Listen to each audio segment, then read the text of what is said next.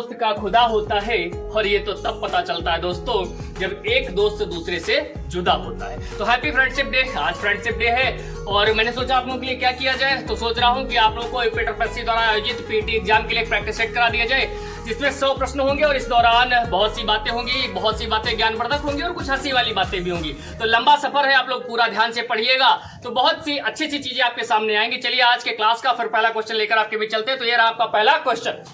पहला क्वेश्चन क्या है, महात्मा गांधी के राजनीतिक गुरु कौन थे? महात्मा गांधी के राजनीतिक गुरु कौन थे? ऑप्शन है CR दास, दादा भाई नौरोजी, तिलक और गोपाल कृष्ण गोखले।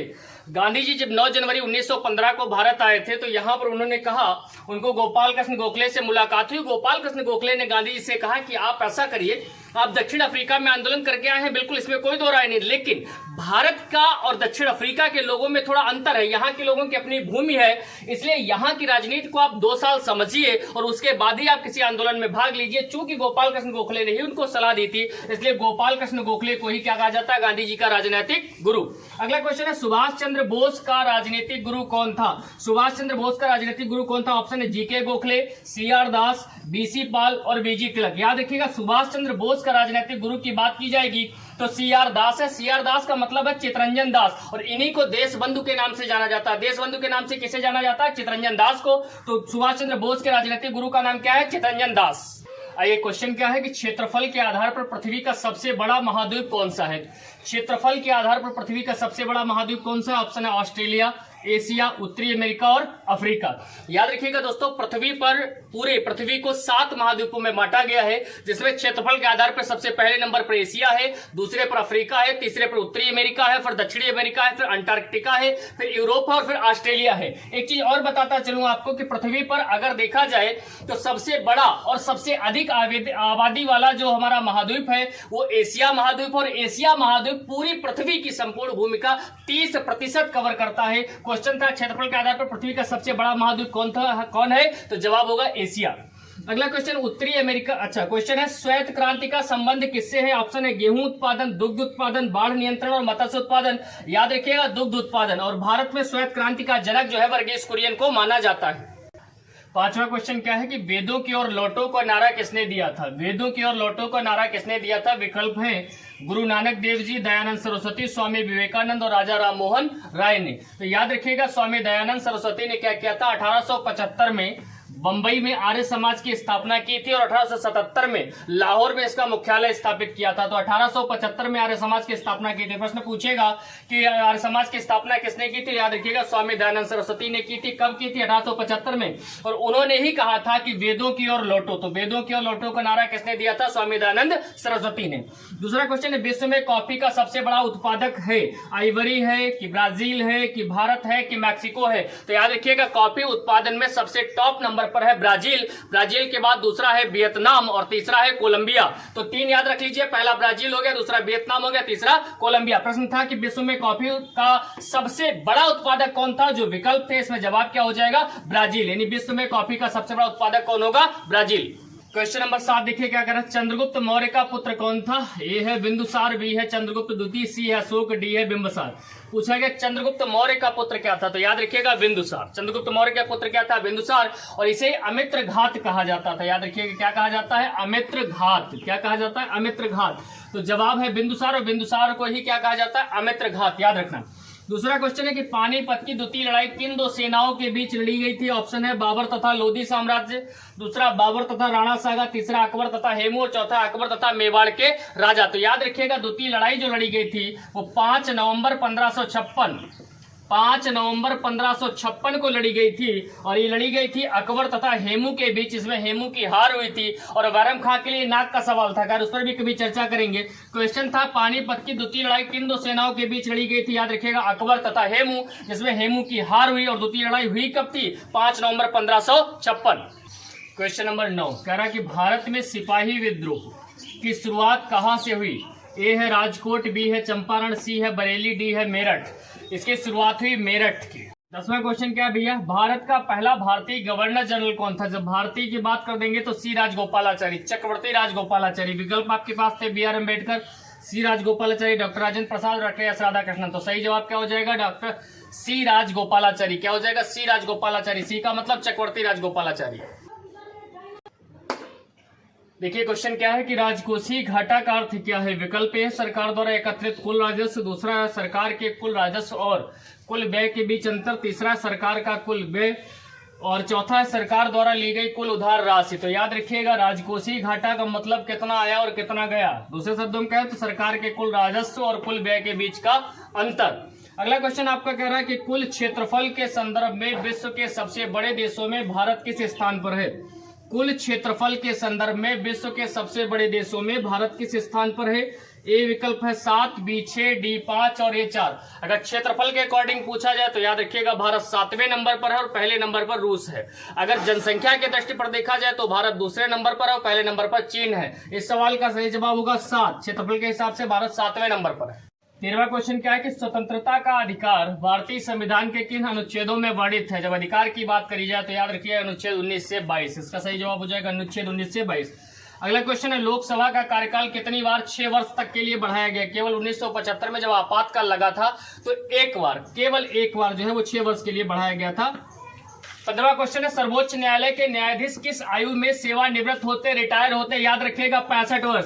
सर्वोच्च न्यायालय 65 वर्ष याद रखिएगा। दूसरा 73वें संविधान संशोधन अधिनियम के अनुसार पंचायत का कार्यकाल कितना होता है, 5 वर्ष। पूछेगा पंचायत का कार्यकाल 5 वर्ष किस संविधान संशोधन में, 73वें संविधान संशोधन में। 17वां सवाल निम्नलिखित में से किसने इलेक्ट्रॉन का आविष्कार किया। निम्नलिखित में से किसने इलेक्ट्रॉन का आविष्कार किया। एक ट्रिक याद रखिएगा ईंटा पर नाचे, ईंटा पर नाचे। क्या ट्रिक याद रखिएगा ईंटा पर नाचे। इलेक्ट्रॉन की खोज सर जे टॉमसन ने, प्रोटॉन की खोज रदरफोर्ड ने। वैसे नाम देने का श्रेय रदरफोर्ड को जाता है, खोज की थी गोल्डस्टीन ने, लेकिन यहाँ पर याद रख लीजिए प्रोटॉन की खोज रदरफोर्ड ने, न्यूट्रॉन की खोज चैडविक ने। ट्रिक याद रखनी है ईंटा पर नाचे। इलेक्ट्रॉन की खोज सर जे टॉमसन, प्रोटॉन की खोज रदरफोर्ड और न्यूट्रॉन की खोज चैडविक ने। तो इसमें जवाब पूछा क्या गया था इलेक्ट्रॉन। इलेक्ट्रॉन ढूंढो भैया, क्या आंसर होगा इसमें, सर जे टॉमसन। अगला शुष्क बर्फ किसका ठोस रूप है। हम सब जानते हैं कार्बन डाइऑक्साइड का ठोस रूप क्या होता है, शुष्क बर्फ। आवर्त सारणी के रूप में तत्वों का वर्गीकरण निम्नलिखित में से सर्वप्रथम किसने किया। हमें पता जो अपनी आवर्त सारणी उसमें 118 तत्व है वर्तमान में। तो आवर्त सारणी के रूप में तत्वों का वर्गीकरण निम्नलिखित में से सर्वप्रथम किसने किया। तो सबसे पहले आवर्त सारणी के रूप में तत्वों का वर्गीकरण जो किया था वो किया था मेंडलिफ ने। और इसमें जो तत्वों का वर्गीकरण हुआ था उसका आधार था परमाणु भार। लेकिन बाद में क्या हुआ, जो मेंडलिफ की आवर्त सारणी थी उसमें सुधार किया मोजले नामक वैज्ञानिक ने, और उसमें जो तत्वों का आधार रखा गया वो रखा गया परमाणु क्रमांक। तो पूछा गया था आवर्त सारणी के रूप में तत्वों का वर्गीकरण निम्नलिखित किसने किया था। तो याद रखिएगा मेंडलिफ ने। किसने किया था, मेंडलिफ ने। क्वेश्चन है आग को बुझाने के लिए प्रयुक्त गैस है। तो जो आग को बुझाने के लिए प्रयुक्त गैस है तो हम सब जानते हैं कौन सी है, कार्बन डाइऑक्साइड। Carbon dioxide. भारतीय संविधान में कितने मौलिक कर्तव्य उल्लिखित हैं, 5, 7, 9 या 11। तो याद रखिएगा अनुच्छेद 51A में 42वें संविधान संशोधन, कौन से 42वें संविधान संशोधन हुआ कब था, 1976 में मौलिक कर्तव्यों को शामिल किया गया जिनकी कुल संख्या 11 है। भारतीय संविधान में कितने मौलिक कर्तव्य हैं, तो याद रखिएगा 11। किस संशोधन द्वारा सम्मिलित किया गया, 42वें। कब हुआ था यह संशोधन, 1976 ईस्वी में। अगला क्वेश्चन है स्वतंत्र भारत की लोकसभा का पहला अध्यक्ष कौन था। जो स्वतंत्र भारत की लोकसभा थी उसका पहला अध्यक्ष कौन था। तो याद रखिएगा गणेश वासुदेव मावलंकर। गणेश वासुदेव मावलंकर, जिन्हें शॉर्ट में लिखा है जीवी मावलंकर। क्वेश्चन नंबर 23 कह रहा निम्नलिखित में से किस अनुच्छेद में इंडिया को भारत भी कहा जाता है। पूछा गया है कि निम्नलिखित में से किस अनुच्छेद में इंडिया को भारत भी कहा गया है। तो याद रखिएगा अनुच्छेद 1 भाग 1 में, अनुच्छेद 1 में कहा गया इंडिया अर्थात भारत राज्यों का एक संघ होगा, इसलिए जवाब होगा अनुच्छेद 1। क्वेश्चन है इलाहाबाद उच्च न्यायालय की स्थापना कब हुई, 1865, 1866, 1867 और 1916।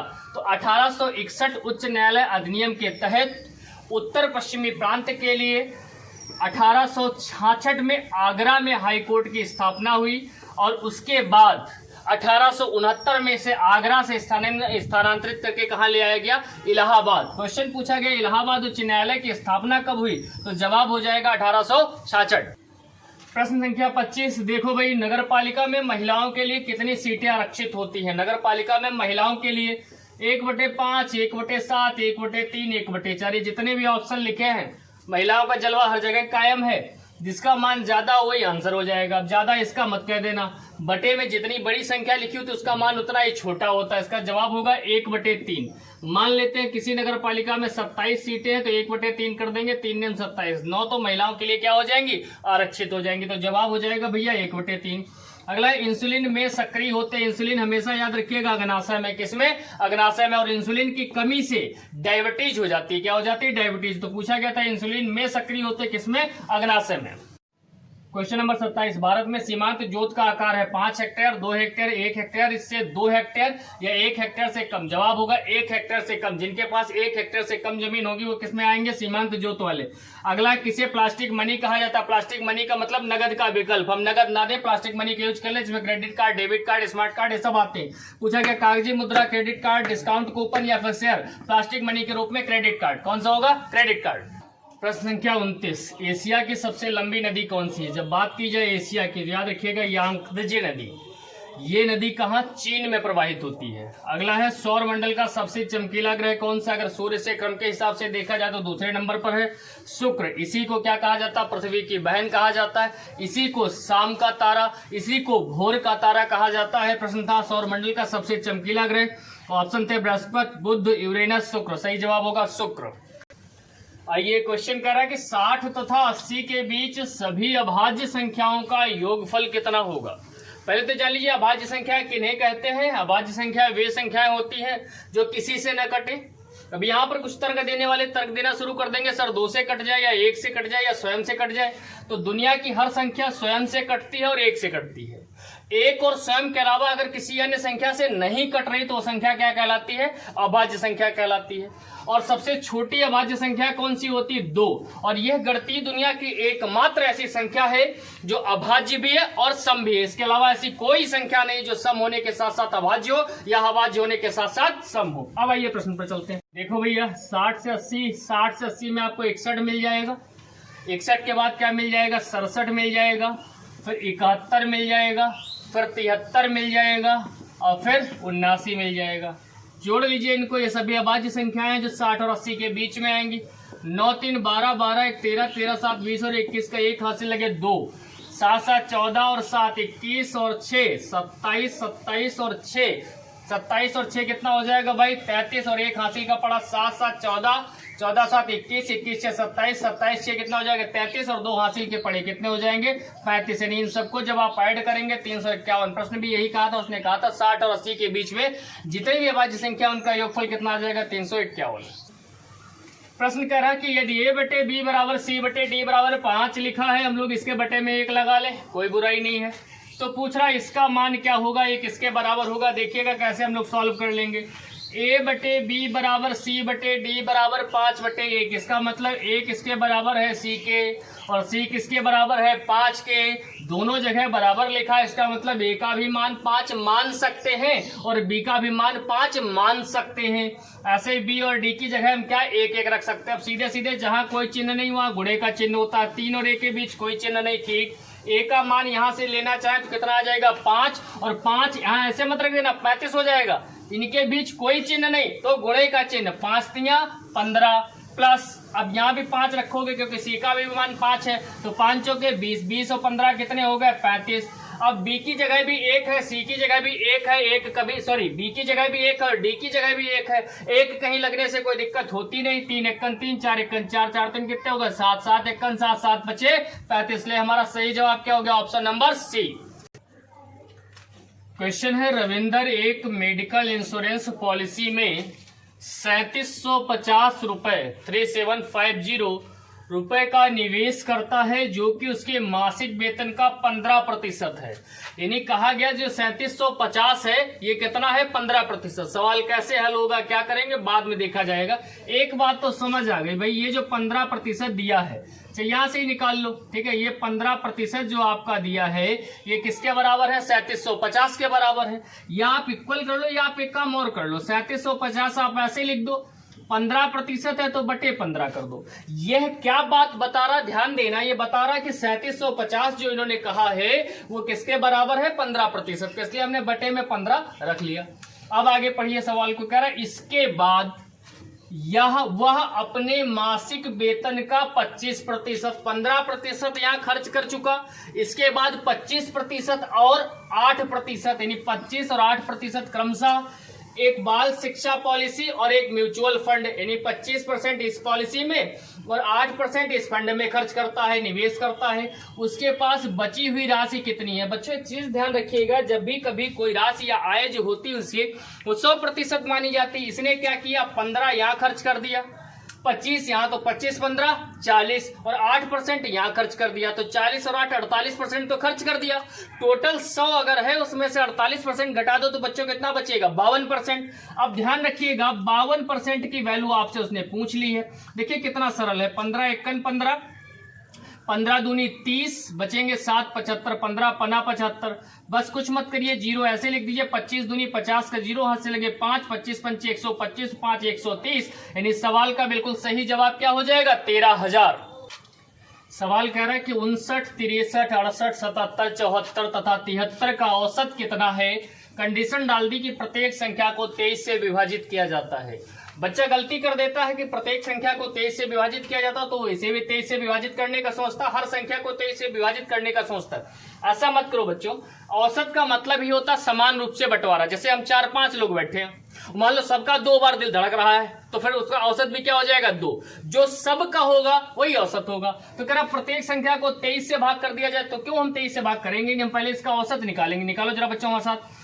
3 और 4 7, 7 और 7 14, 14 और 8 22, 22 और 3 25, 25 और 9 34, 34 का 4 हाथ से लगे 3, 7 3 10, 10 7 17, 17 7 24, 24 और 6 30, 30 और 6 36, 36 और 5 41, 414 जोड़ आ गया। बच्चों ध्यान समझना। और संख्याएं कितनी? 1 2 3 4 5 6। तो हम 6 से इसे क्या कर देंगे? भाग कर देंगे, क्योंकि हम सब जानते हैं औसत का फॉर्मूला क्या होता है, जितने पद उन्हें जोड़ दो और भाग कर दो पदों की संख्या से। अब देखिए 6 कन 6, 6 36, बचेंगे कितने? 5 54, 5 54 हो जाएंगे, 6 36 हो जाएगा। हाँ 36 के बाद 5 54, 6 नेम 54, तो कितना हुआ? 69। ये 69 औसत आया बच्चों किसका? इन सभी संख्याओं का। लेकिन उसने क्या कहा, यदि प्रत्येक संख्या को 23 से विभाजित कर दिया जाए, वो संख्याओं को 23 से विभाजित कर रहा, हम लोग सीधे सीधे औसत को क्या कर देंगे? 23 से विभाजित। जब आप इसे 23 से विभाजित करेंगे तो 23 एकन 23, 23 तिया 69। आपका जवाब क्या हो जाएगा? सवाल का 3। लेकिन आप ये बताइए कि ये 23 कहां से आया? तो आप कहेंगे सर ये लिखा प्रत्येक संख्या को 23 से विभाजित किया जाए। अगर यहाँ लिख देता प्रत्येक संख्या को 20 से विभाजित किया जाता तो 69 को हम लोग 20 से विभाजित कर देते। वो लिख देता प्रत्येक संख्या को x से विभाजित किया जाए तो हम 69 के बटे में क्या लगा देते? x लगा देते। इसलिए 23 या 69, सवाल का सही जवाब क्या हो जाएगा? 3। क्वेश्चन है, यदि किसी संख्या का 40% उसके 60% से 30 कम है तो उस संख्या का 20% कितना होगा? एक बात याद रखिएगा भैया, कभी कम कहे या ज्यादा कहे, हमेशा अंतर लेंगे। कोई संख्या हमें नहीं मालूम कौन संख्या का 40% उसके 60% से 30 कम है, 60 और 40 का अंतर कितना है? 20%। तो ये जो 30 है बच्चों, ये किसका मान है? 20% का मान है। ध्यान देना, ये किसका मान है? 20% का मान है। उसने पूछा तो उस संख्या का 20% कितना होगा? 20 काट दो, जवाब क्या हो गया? 30। आंसर क्या हो जाएगा सवाल का? 30। क्वेश्चन नंबर 36 क्या कर रहा है कि दिए गए विकल्पों में से कौन सा निम्नलिखित शब्दों का सार्थक क्रम दर्शाता है? और यहाँ पर आपको दिया गया है 1 पर पत्र है, 2 पर उपग्रह है, 3 पर टेलीफोन है, 4 पर स्मार्टफोन है और उसके बाद कुछ विकल्प बनाए गए। तो मैं आपसे बहुत ही साधारण से पूछूंगा कि इनमें सबसे पहले कौन रहा होगा? तो सबसे पहले पत्र चलते थे। पत्र किस नंबर पर है? 1 नंबर पर। पत्र के बाद क्या आया? टेलीफोन। टेलीफोन किस नंबर पर है? 3 नंबर पर। टेलीफोन के बाद क्या चलने लगे? स्मार्टफोन। स्मार्टफोन किस नंबर पर है? 4 नंबर पर। और अब क्या है? उपग्रह। सीधे सीधे लाइव चीजें हम लोग देख लेते हैं। तो उपग्रह कितने नंबर पर है? 2 नंबर पर। तो देखिए जरा 1 3 4 2 है किसी ऑप्शन में? 1 3 4 2। इसलिए इस सवाल का सही जवाब क्या हो जाएगा? Option number C. देखिए क्वेश्चन नंबर 37 क्या कह रहा है कि 5 लोगों ने एक दौड़ में भाग लिया। एक दौड़ में 5 लोगों ने पार्टिसिपेट किया। कार्तिक ने प्रभुजोत के एकदम पीछे ही दौड़ पूरी की, यानी जो प्रभुजोत हैं उन्होंने आगे दौड़ पूरी की और उसके बाद किसने करी? कार्तिक ने करी। ध्यान देना, प्रभुजोत ने कार्तिक, ठीक है, कार्तिक ने प्रभुजोत के एकदम पीछे ही दौड़ पूरी की। फिर आगे कह रहा फराज ने लक्ष्य से एकदम पहले दौड़ पूरी की। फराज ने, जो फराज है ये लक्ष्य से एकदम पहले इसने दौड़ पूरी की। अगर अनिल ने फराज के एकदम पहले, और जो अनिल है वो फराज के भी कहाँ है, एकदम पहले। तो अनिल जो है ये फराज के भी कहाँ हो गया, पहले। बच्चों बहुत ध्यान से देखना। फिर आगे करा अनिल ने फराज के एकदम पहले दौड़ पूरी की। आगे करा अनिल तीसरे स्थान पर है आया, इसमें से कौन दौड़ में दूसरे स्थान पर आया। एक चीज देखो बच्चों, फिर से एक बार सवाल पढ़ लो मेरे साथ। 5 लोगों ने एक दौड़ में भाग लिया। कार्तिक ने प्रभजोत के एकदम पीछे ही दौड़ पूरी की। जो कार्तिक है ये प्रभजोत के एकदम पीछे। फिर आगे करा फराज ने लक्ष्य से एकदम पहले। जो फराज है वो लक्ष्य से एकदम पहले नहीं, लक्ष्य ने फराज के बाद में दौड़ पूरी की। ध्यान देना थोड़ा सा, लक्ष्य ने फराज के बाद में करा, फराज ने लक्ष्य से एकदम पहले दौड़ पूरी की। अनिल ने फराज के एकदम पहले, अनिल जो है वो फराज से भी पहले इसने दौड़ पूरी की। अब समझना एक चीज बच्चों, करा है अनिल तीसरे स्थान पर है। इस लाइन का बहुत बड़ा रोल है, इसे अंडरलाइन कर लें। क्या कहा, अनिल तीसरे स्थान पर है। अगर बच्चों अनिल तीसरे स्थान पर है तो जाहिर सी बात है ये लोग कहाँ आ जाएंगे, इससे पहले आ जाएंगे। क्योंकि अगर ये तीसरा है तो इनमें से इनका दूसरा तीसरा, तो अनिल के पहले कौन आ जाएंगे, कार्तिक, और कार्तिक से पहले कौन आ जाएंगे, प्रभजोत। तो अगर पूछा जाएगा सबसे पहले दौड़ किसने पूरी की, तो प्रभजोत ने। लेकिन उसने पूछा दूसरे स्थान पर, तो हम जानते हैं दूसरे स्थान पर कौन रहेगा, कार्तिक। दूसरे स्थान पर कौन रहेगा, कार्तिक। क्वेश्चन नंबर 38 क्या कह रहा है कि सभी दार्शनिक बुद्धिमान हैं और राकेश एक दार्शनिक है। याद रखिएगा ये जो प्रश्न है हमारा वो सिलोजिज्म का होता है, जिसे आप लोग सिलोजिज्म के नाम से जानते हैं। कैसे करेंगे, कथन से फिगर बनता है और उस फिगर से ही हम लोग क्या करते हैं, निष्कर्ष को चेक करते हैं। कह रहा सभी दार्शनिक बुद्धिमान हैं, तो जितने भी दार्शनिक हैं साथियों वो सभी क्या है, कह रहा बुद्धिमान है। जितने भी दार्शनिक हैं वो सब बुद्धिमान है। फिर कह रहा है कि राकेश जो है एक दार्शनिक है, तो जाहिर सी बात राकेश अगर दार्शनिक है तो दार्शनिक के अंदर कौन आ जाएगा, राकेश। अब हम लोग चेक करेंगे निष्कर्ष से कौन अनुसरण कर रहा है। कह रहा राकेश बुद्धिमान नहीं है। जैसे ये नहीं दिख जाए तो नहीं, जब तक कथन में मना ना किया जाए निष्कर्ष में मत मानिए, ये तो सीधे काट दीजिए आप। दूसरा कह रहा राकेश बुद्धिमान है। देखो राकेश बुद्धिमान तब होगा जब बुद्धिमान के अंदर राकेश हो, बुद्धिमान का बड़ा सा उसके अंदर राकेश, बात बिल्कुल सही है। तो केवल सेकंड अनुसरण करता है कोई विकल्प, हाँ ऑप्शन नंबर सी में लिखा हुआ है केवल इसका सेकंड अनुसरण करता, इसलिए सवाल का सही जवाब क्या होगा, ऑप्शन नंबर सी। देखिए क्वेश्चन कह रहा है कथन दिया है कि सभी शासक मशीनें हैं। दूसरा दिया कुछ मशीनें महंगी वस्तुएं हैं। फिर निष्कर्ष दिया हम सब जानते हैं, फिगर कथन से बनाया सभी शासक मशीनें हैं। तो जितने शासक हैं ना वो सब क्या है, मशीनें हैं। तो शासक जो है अंदर हो गए, वो मशीनें उसके ऊपर हो गई। फिर कह रहा है कि कुछ मशीनें, सभी शासक मशीनें हैं, कुछ मशीनें महंगी वस्तुएं हैं। तो कुछ मशीनें जो है वो कैसी वस्तुएं हैं, महंगी वस्तुएं हैं। बच्चों ध्यान से देखिएगा, महंगी वस्तुएं हैं। अब निष्कर्ष देख लीजिए, कह रहा कुछ शासक महंगी वस्तुएं हैं, शासक यहाँ महंगी यहाँ, दोनों का एक दूसरे से कोई लेना देना नहीं, गलत हो गया। कुछ महंगी वस्तुएं मशीनें हैं। महंगी वस्तुएं मशीनें कुछ तब होती जब मशीनें महंगी को काटती, हाँ काट रही, कौन वाला क्षेत्र, ये वाला क्षेत्र, इसका मतलब सेकंड वाला बिल्कुल सही है। थर्ड करा सभी महंगी वस्तुएं मशीनें हैं। सभी महंगी वस्तुएं मशीनें तब होती जब महंगी वस्तुएं मशीनों के अंदर होती। तो मशीनें यहाँ है, महंगी वस्तुएं यहाँ पूरी की पूरी महंगी वस्तुएं तो इसके अंदर है नहीं, इसका मतलब ये वाला भी गलत हो जाएगा। तो जवाब केवल क्या होगा, केवल सेकंड अनुसरण करता है। अब देखते हैं इसमें निष्कर्ष सेकंड अनुसरण करता है, कहाँ लिखा, तो ऑप्शन नंबर सी में लिखा है केवल निष्कर्ष सेकंड अनुसरण करता है। क्वेश्चन नंबर 40 कह रहा दिए गए विकल्पों में से विषम शब्द या अक्षर को चुनिए। ए ऑप्शन ऊतक है, बी अंग है, डी कोशिकाएं हैं और सी परमाणु है। ऊतक, अंग, परमाणु, कोशिकाएं, तो ऊतक हो गया, अंग हो गया, कोशिकाएं हो गया, इनसे सबसे मिलकर शरीर का निर्माण होता है। ये समझ लो, ये सब बायोलॉजी नेम हो जाएंगे। और परमाणु जो है वो क्या होता है, वो इन तीनों से अलग है। हम सब जानते हैं कि इलेक्ट्रॉन, प्रोटॉन, न्यूट्रॉन से मिलकर क्या बनता है, परमाणु बनता है। परमाणु से मिलकर क्या बनता है, अणु बनता है। अणु से मिलकर क्या बनता है, तत्व बनता है। तत्व से मिलकर क्या बनता है, यहां तक समझ गए। इसका सही जवाब क्या हो जाएगा, परमाणु।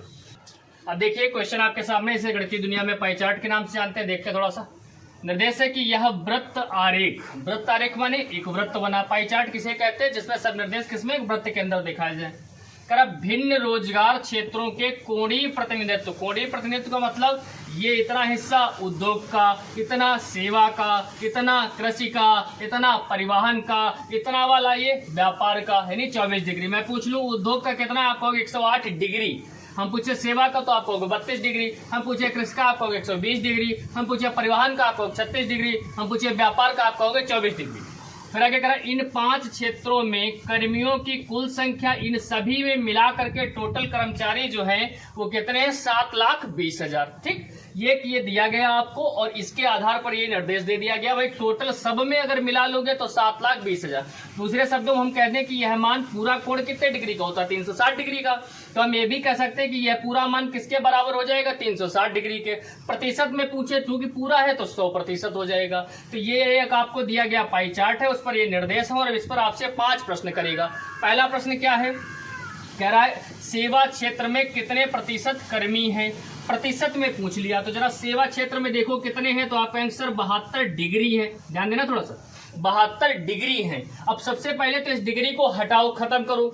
जब डिग्री खत्म होगी तभी प्रतिशत लगेगा। तो एक बात बताओ, डिग्री सबसे बड़ा कोण कितने डिग्री का? तो आप कहोगे सर 360 डिग्री का।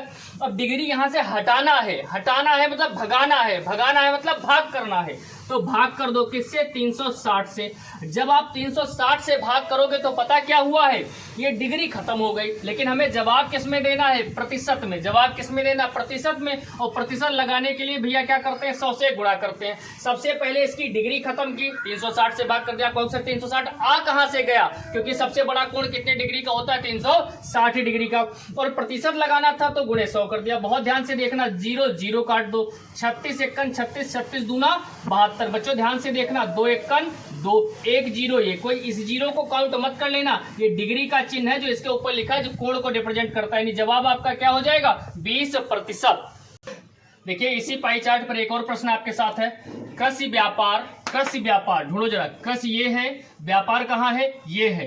कृषि कॉमा व्यापार और परिवहन में कुल कितने कर्मी कार्यरत हैं? अभी तक डिग्री प्रतिशत था, कोई दिक्कत नहीं। अब संख्या वाला ले आइए, कोई दिक्कत नहीं। हमें पता है टोटल कर्मचारी अगर सब में देखा जाए तो कितने? 7,20,000। आप बड़ी ईमानदारी से इनको यहां पर लिख लीजिए, 7,20,000। ठीक, अब ध्यान देना थोड़ा सा, ये पूरा अगर सब कुछ जोड़ लिया जाए तो कितने डिग्री बनेगा? अभी हमने बताया था 360 डिग्री। आप इसे कैंसिल कर दीजिए, 36 दूना कितना होता है? 72 और 3 0 ऐसे। जब आप भाग करेंगे तो कितना मिलेगा? 2000। ये 2000 क्या है? 1 डिग्री का मान। अगर 1 डिग्री का मान 2000, मैं पूछूं 10 डिग्री का मान, आप कहेंगे 20,000। मैं कहूं 5 डिग्री का मान, आप कहेंगे 10,000। केवल गुणा करनी है 2000 से, तो 1 डिग्री का मान 2000 मिल गया। अब सीखना देखो मैं कैसे सिखा रहा हूं। कृषि पर कितने हैं भाई? 120 डिग्री। कहो हाँ। व्यापार में कितने हैं? 24। तो 120 में 24 जोड़े 144। और परिवहन में कितने हैं? 36। 144 में 36 और जोड़ दो तो 6 4 10 हो जाएंगे। और कितने हो जाएंगे? 180। 180 डिग्री। अब ध्यान देना, 1 डिग्री का मान कितना है? 2000। आप सीधे सीधे 2000 से गुणा कर दीजिए, कुछ मत करिए। 3 0 ऐसे लिख लीजिए और एक ये वाला 4 0, 18 दूना 36। सीधे सीधे क्या हो जाएगा? 3,60,000। ऑप्शन नंबर ए सवाल का बिल्कुल सही जवाब होगा। इसी निर्देश पर एक और सवाल है, क्या है कि व्यापार की तुलना में उद्योग में कितने कर्मी अधिक कार्यरत हैं? व्यापार ढूंढो कहां पर है? यहाँ 24 डिग्री। उद्योग जरा ढूंढो कहां पर है? यहाँ 108। तो 24 और 108 पूछ रहा अधिक। हमने कहा था अधिक पूछे कम, अंतर ले लो। 108 से आप 24 घटा दो, 108 से 4 घटाओगे 104 बचेगा, 104 से 20 घटा दो, कितना हो जाएगा? 84। तो 84 डिग्री का मान पूछा और 1 डिग्री का मान आपको पता है कितना? 2000 है। आप सीधे सीधे क्या कर दीजिए? गुणा कर दीजिए। तीनों 0 ऐसे लिख लीजिए, मैं बार बार कर रहा हूं, उसे 0 में मत काउंट करना है, डिग्री का चिन्ह है। 2 चौके 8 और 2 8 16, यानी कितना आ जाएगा? 16,80,000 क्या? 1,68,000। 1,68,000 है कोई विकल्प? हाँ, कौन सा? Option number A. इसी निर्देश पर एक और सवाल है, उद्योग क्षेत्र में कितने कर्मी कार्यरत हैं? मतलब कह रहा है उद्योग क्षेत्र में कितने कर्मी काम कर रहे हैं। उद्योग क्षेत्र में कितना है? 108 डिग्री। तो आप 108 तो ऐसे ही लिख लीजिए। 1 डिग्री का मान 2000। सीधे सीधे गुणा कर दीजिए, काम खत्म। तीनों 0 ऐसे लिख दीजिएगा। 2 8 16 और 2 1 2, कितना हो जाएगा भाई आपका? ये 2,16,000। है कोई ऑप्शन? हाँ है। कहाँ? Option number B. देखिए यहाँ पर इसी निर्देश पर एक और क्वेश्चन आपको दिया गया है, परिवहन व्यापार और सेवा। परिवहन व्यापार और सेवा क्षेत्र में कार्यरत कुल कर्मी, पहले यही जोड़ लो, परिवार व्यापार सेवा 36 और 24 कितने हो गए? 60। 60 और 72 कितने हो गए? 132। तो 132 डिग्री तो किसका हो गया? परिवहन व्यापार और सेवा मिला करके कितना हो गया? 132 डिग्री। फिर आगे कह रहा है कार्यरत कुल कर्मियों की संख्या कृषि क्षेत्र में देखो कितना है 120 डिग्री, ये कृषि क्षेत्र का हो गया। बोला कितना अधिक है, तो आप देख पा रहे होगे कितना अधिक है 12 डिग्री। और हम सबको पता है, निकाल चुके हैं कि 1 डिग्री का मान कितना है 2000। सीधे सीधे गुणा कर देंगे। मैं बार बार कह रहा हूं कि ये 3 जीरो है, इसको जीरो में मत काउंट करना, ये डिग्री का चिन्ह है। 12 दूनी 24, तो सवाल का सही जवाब क्या हो जाएगा 24,000। देखिए आपको एक और पाई चार्ट दिया गया है जिसमें एक वृत्त में कुछ चीजें दिखाई गई। मैं निर्देश को पढ़ लेता हूं। यह पाई चार्ट एक स्कूल के छात्रों द्वारा खेले गए खेलों को दर्शाता है। पाई चार्ट पर विचार करें, उस पर आधारित सवालों के जवाब दें। यानी एक स्कूल होगा जिसमें हॉकी 33%, क्रिकेट 17%, फुटबॉल 28% और कबड्डी 22%। अभी इससे पहले वाला जो पाई चार्ट किया था वो डिग्री में था, ये प्रतिशत में था। हमें पता है कुल प्रतिशत कितना होता है 100% होता है। चलिए अब सवाल देख लेते हैं। इस पर सवाल क्या है, कह रहा है क्रिकेट से संबंधित सेक्टर कौन है। क्रिकेट ढूंढो भाई, है कहाँ। अच्छा क्रिकेट ये रखा, कितना है 17%, और यही हमारा आंसर हो जाता और हम खुश हो जाते। लेकिन सभी ऑप्शन किस में है, डिग्री में। तो एक बात तो समझ आ गई, प्रतिशत को हमें किस में बदलना पड़ेगा, डिग्री में। अब याद रखिएगा प्रतिशत का मतलब 100, प्रतिशत का मतलब 100। अब इसको प्रतिशत हटाना है, हटाना माने भगाना है, भगाना माने भाग देना है। तो प्रतिशत हटाओगे भगाओगे तो बटे में क्या आ जाएगा 100। ये तो प्रतिशत खत्म किया है और पूछा उसने किसमें, डिग्री में। और हम जानते हैं डिग्री में सबसे बड़ा कोण कितने डिग्री का होता है 360 डिग्री का। अब ध्यान देना, ये जीरो से जीरो कट गया। अब इसे 2 से काटने की गलती मत करना, एग्जाम हॉल में गलती हो जाएगी। मैं सिखाता हूं क्या करना है। 17 छक्का 102, हासिल लगे 10, 17 51 और 10 61। और बचे बटे में क्या था 1 जीरो हटाओ, एक संख्या बाद दशमलव लगाओ, 61.2 डिग्री। है कहीं ऑप्शन जी, डी इसका बिल्कुल सही जवाब होगा। इसी निर्देश पर एक और सवाल कह रहा है, अगर कुल 700 छात्र हैं तो हॉकी को पसंद करने वालों के बीच क्या अंतर है। अगर कुल कितने छात्र हैं 700 छात्र हैं, तो पूछ रहा हॉकी को। ये सवाल थोड़ा गलत हो गया, हॉकी और फुटबॉल ये पूछ रहा था। अगर कुल 700 छात्र हैं तो हॉकी और फुटबॉल को पसंद करने वाले लोगों में क्या अंतर। मैं सही कर देता हूं, तो हॉकी और फुटबॉल, हॉकी और फुटबॉल, ये आप समझ के चलिए कि हॉकी खेलने वाले और फुटबॉल खेलने वाले लोगों के बीच में अंतर पूछ रहा है। तो हॉकी कितने लोग खेल रहे हैं 33% लोग, फुटबॉल कितने लोग खेल रहे हैं 28% लोग। लेकिन थोड़ा समझना, ये 700 तो टोटल छात्र हैं। बच्चों एक बात बताओ, यहाँ टोटल प्रतिशत कितना है 100, तो बटे में आप 100 ले आ दीजिए, ठीक है। अब समझिएगा फुटबॉल और हॉकी के बीच अंतर कितने का है 5 का, तो आप गुणे में क्या लिख दीजिए 5, 1 2, दोनों जीरो काट दीजिए, 7 बचे कितना हो जाएगा 35%। और इस सवाल का सही जवाब भी क्या हो जाएगा 35। लेकिन सवाल एक बार अगर कंफ्यूज हो गया तो मैं फिर से पढ़ देता हूं। सवाल कहा है कि अगर कुल 700 छात्र हैं तो हॉकी और फुटबॉल खेलने वाले लोगों के बीच में क्या अंतर है। सवाल ये था, यदि मान ले कि कुल कितने छात्र हैं 700 छात्र हैं पूरे स्कूल में, तो हॉकी और फुटबॉल खेलने वालों के बीच में क्या अंतर था। तो कितना अंतर था 5 का अंतर था। 700 पूरे का प्रतिनिधित्व कर रहा था, इसलिए बटे में 100 लगा दिया, काट दिया, 7 बचे 35%। इस सवाल का बिल्कुल सही जवाब हो गया। इसी निर्देश पर एक और सवाल कह रहा, फुटबॉल की तुलना में कबड्डी पसंद करने वाले छात्रों का अनुपात। फुटबॉल की तुलना में कबड्डी पसंद करने वाले छात्रों, कितना सारा सवाल, फुटबॉल कितना 28, कबड्डी कितना 22। भाई अनुपात पूछा, अनुपात लगा दिया, 2 से काट दिया 14 और यहाँ काट दिया 11, और 14 बटे 11 इस सवाल का क्या हो जाएगा सही जवाब। रुक जाओ, बिल्कुल गलत जवाब हो जाएगा। बिल्कुल पल के खोल कर देखिए, यही गलती आप एग्जाम हॉल में करके चले आएंगे और खुश होते हुए चले आएंगे। ये गलत हो गया और उसने एग्जामिनर ने पहले नंबर पर ऑप्शन नंबर ए रख दिया, और यहीं पर से क्या हो जाएगी गलती हो जाएगी आपसे। क्या होगा मैं समझाता हूं, समझिएगा। तुलना किससे कर रहा है फुटबॉल से, किसकी कबड्डी की। तो फुटबॉल जिससे तुलना की जाती हो नीचे रहता है, ये नहीं होगा। फुटबॉल का कितना 28 नीचे रहेगा, और तुलना हो किससे रही कबड्डी की, कबड्डी का कितना 22 ऊपर रहेगा। 2 से काट देंगे 11, तो आंसर सही जवाब होगा सी 11 बटे 14। ए नहीं होगा, सी सवाल का बिल्कुल सही जवाब होगा। इसलिए नजरें खोल करके सब काम कीजिए। इसी निर्देश पर एक और सवाल कह रहा, फुटबॉल से संबंधित केंद्रीय कोण होगा। ढूंढो भाई फुटबॉल कहाँ, ये 28%। वैसे तो यही आंसर हो जाता है, लेकिन कोण कह रहा, कोण हमेशा डिग्री में होता, तो प्रतिशत को हटाना है, भगाना है, भाग करना है। हम जानते हैं प्रतिशत कितने पर होता है 100 पर होता, तो 100 कहाँ आ जाएंगे बटे में आ जाएंगे। डिग्री लगानी, इसलिए गुणे क्या हो जाएगा 360, 0 से 0 काट दीजिए। 28 छक्का कितना होता है 168, 168 के 8 हासिल लगे 16, 28 या 84, 84 और 16 कितने हो जाएंगे 100, यानी कितना हो जाएगा। और हाँ ध्यान रखिएगा एक जीरो हटाओगे, एक संख्या बाद क्या लगा दोगे, दशमलव। तो 100.8 डिग्री कहीं लिखा, हाँ लिखा, ऑप्शन नंबर बी, यही बिल्कुल सही जवाब होगा। इसी निर्देश पर एक और सवाल कह रहा है, यदि कुल छात्रों की संख्या 1450 है तो फुटबॉल और कबड्डी कितने छात्र खेलेंगे। कुल छात्रों की संख्या 1450 है तो आप तुरंत समझ जाएंगे कि ये जो 1450 है ना, इस पूरे वृत्त का मान है, और पूरे वृत्त में प्रतिशत में दिया, प्रतिशत में कोई चीज कितनी होती है 100, तो बटे में तो आप 100 कर देंगे। ठीक है, अब वो कह रहा है ये 100 क्यों बटे में करेंगे, क्योंकि 1450 किसका मान होगा, 100% का, पूरे का कहा उसने। फिर आपको कह रहा फुटबॉल और कबड्डी कितने छात्र खेलेंगे, फुटबॉल ढूंढो, फुटबॉल 28 है, कबड्डी 22 है, 28 में 22 जोड़ेंगे तो 50 हो जाएगा, तो गुणे क्या कर लेंगे आप, 50 कर लेंगे। ध्यान से देखिएगा, 0 से 0 काट दीजिए, 1 0 यहां से काट दीजिए, 145 पंचे 725 होता है, कैसे 25 के 5 हाथ से लगे 2, 5 को 20 और 2 22 के 2 हाथ से लगे 2, 5 एकन 5 और 2 कितने हो जाएंगे 7, इसलिए सवाल का बिल्कुल सही जवाब क्या होगा, 725। साथियों एक बहुत महत्वपूर्ण बात, यहां तक हम लोगों ने 50 क्वेश्चंस को कर लिया है और क्वेश्चन पूरे 100 रिकॉर्ड हो चुके हैं, लेकिन आपको केवल 50 क्वेश्चन का ये ऐसे क्लास 1 आप समझ ले दिया जाएगा प्रैक्टिस सेट के रूप में। यूपी ट्रिपल पीईटी एग्जाम जब देने जाओगे तो आपके बहुत काम आएगा। हम लोग डेली एक सेट सॉल्व करा सकते हैं और आपको दे सकते हैं, लेकिन एक चीज है कि हम टीचर हैं, यूट्यूबर नहीं, इसलिए डेली हम ये नहीं आपसे कह पाएंगे कि लाइक करो, शेयर करो, सब्सक्राइब करो, मार चिल्लाते रहने, शेयर करो तो पढ़ाएंगे, शेयर नहीं करोगे पढ़ाएंगे नहीं, ये नहीं कर पाएंगे। ना हम आपसे भीख मांग पाएंगे कि नहीं भाई शेयर करो, सब्सक्राइब करो, लाइक करो, ये सब नहीं कर पाएंगे। आप अगर चाहते हो कि हाँ क्लास आती रहे, सर का मेहनत थोड़ा सा भी अगर रत्ती मात्र पिन्नी भर भी लगे कि नहीं सार्थक कदम है, मेहनत कर रहे हैं, कुछ अच्छा करना चाहिए, ये अपना उदय क्लासेस हरदोई परिवार बड़ा हो जाए, जिससे आपको भी फायदा है। हम तो चाहते हैं आप लोग इतना इसको फैला दो कि हम लाइव आने लगे, और लाइव आ जाएंगे, आप सबको फायदा मिलेगा इसका। ऑफलाइन बड़ा अच्छा अनुभव है, ऑफलाइन काफी दिन से पढ़ा रहे हैं, जो चीज आपको देखने को मिलेंगी आगे।